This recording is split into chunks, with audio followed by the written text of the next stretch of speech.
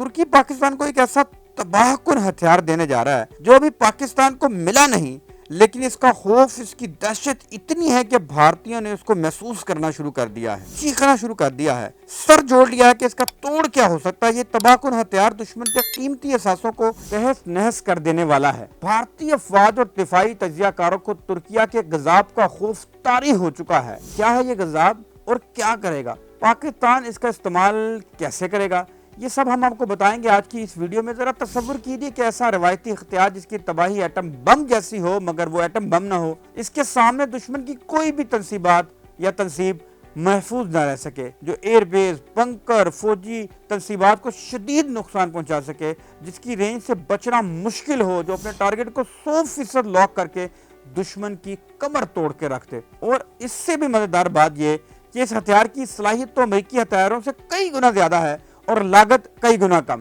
مگر تباہی اتنی پھیلاتا ہے کہ دشمن بھی خدا کی پناہ مانگتا ہے۔ ناظرین، آپ کے صبر کا مزید امتحان نہیں لیتے اور آپ کو بتاتے ہیں کہ پاکستان ممکنہ طور پر ترکی کے جدید غضب وار ہیڈ کو اپنے طویل فاصلے کے میزائل نظام میں شامل کرنے پر غور کر رہا ہے، اور اس خبر نے پورے بھارت میں بھونچال مچا دیا ہے۔ اور ناظرین، اگر یہ خبر درست ثابت ہو گئی، صرف ایک ہتھیار کی خبر نہیں ہوگی بلکہ پورے خطے کی حکمت عملی بدل سکتی ہے۔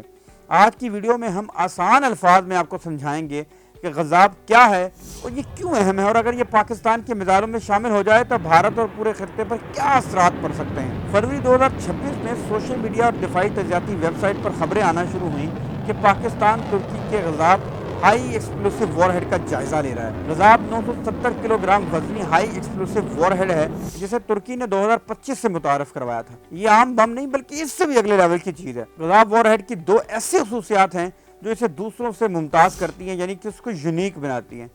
پہلی ہے فریگمنٹیشن، یعنی اس میں تقریباً 10,000 دھاتی ٹکڑے نصب ہیں جو دھماکے کے بعد ہر طرف پھیل کر شدید تباہی پھیلاتے ہیں کہ آپ تصور کریں کہ مختلف سمتوں میں جانے والے 10,000 بم ایک ساتھ پھٹیں گے تو تباہی کا کیا عالم ہوگا۔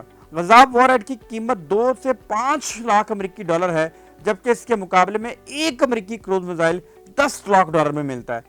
غضب وار ہیڈ کی دوسری تباہ کن خصوصیت اس کا تھرمو بیرک ہونا ہے۔ آپ کو سمجھاتے ہیں کہ تھرمو بیرک کیا ہوتا ہے۔ تھرمو بیرک ایسے ہتھیار ہوتے ہیں جو حرارت اور پریشر اور دباؤ کی شدید لہر برداشت کرنے کی صلاحیت رکھتے ہیں۔ اگر آپ سائنس کے اسٹوڈنٹ ہیں تو یقیناً اس کو سمجھ گئے ہوں، لیکن اگر آپ سائنس کے اسٹوڈنٹ نہیں ہیں تو سادہ الفاظ میں آپ کو سمجھا دیتا ہوں کہ تھرمو بیرک ہتھیار پہلے ہوا میں موجود آکسیجن کو استعمال کر کے آگ کا ایک گولا بناتے ہیں، پھر دباؤ کی زبردست لہر پیدا کرتے ہیں جو عام بم سے کئی زیادہ تباہ کن ثابت ہوتی ہے۔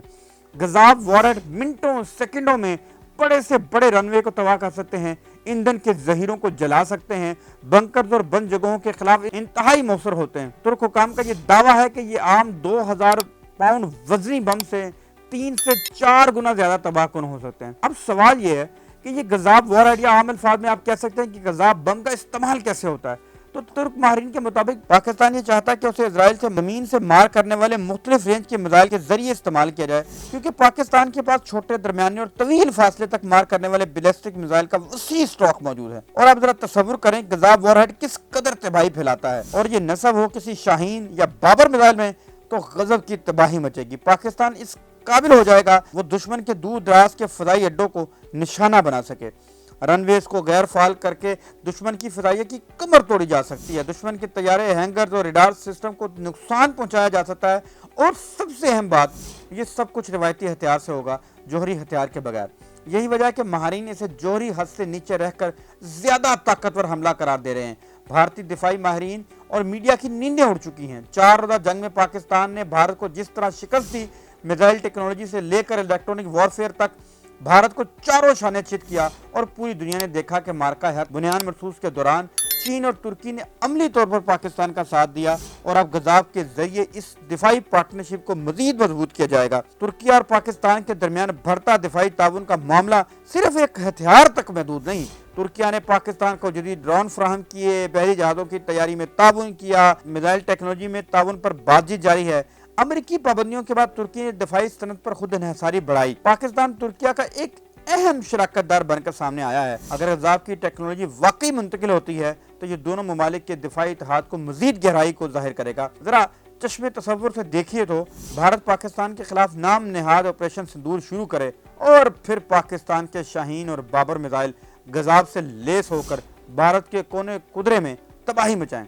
दिफाई दुनिया में बाज़ औक़ात हथियार से ज़्यादा खतरनाक इसका तसव्वुर होता है। अगर आपको ये तजिया मुफीद लगा हो तो वीडियो को लाइक करें, चैनल को सब्सक्राइब करें और कमेंट में बताएं कि आपके ख्याल में ये पेशरफ्त खित्ते में इस्तेहकाम लाएगी या कशीदगी में इजाफा होगा। देखते रहिए हंगोल न्यूज़।